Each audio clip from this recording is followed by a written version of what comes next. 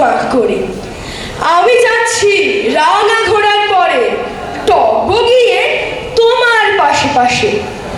রাস্তা থেকে ঘোড়ার খুঁড়ে খুঁড়ে রাঙা ধুলোয় মেঘ উড়িয়ে আসে। সন্ধে হলো, সূর্যি নামে পাটে, এলেন যেন জোড়া দিঘির মাঠে। ধুধু করে যেদিক পানে চাই, কোনোখানে জনমানব নাই।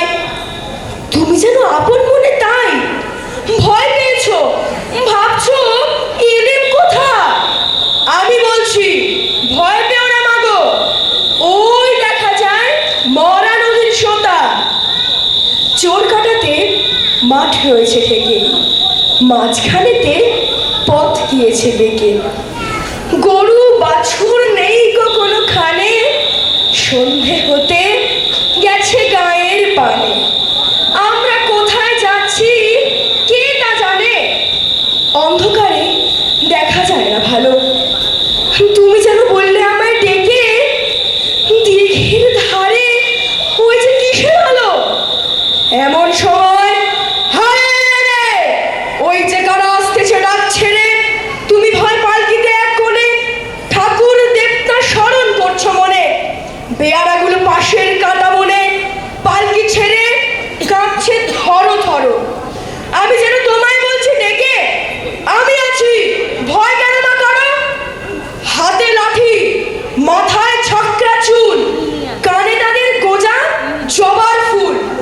আমি বলি তোরা খবরদার, এক পা আগে আসিস যদি আর, এই চেয়ে দেখ আমার তলোয়ার, টুকরো করে দেব তোদের সেরে।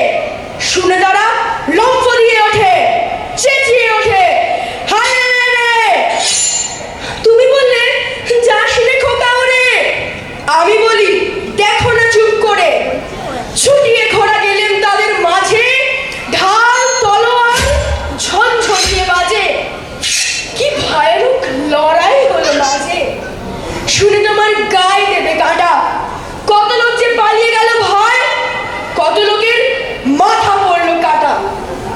এত লোকের সঙ্গে লড়াই করে ভাবছো খোকা গেলই বুঝি মরে।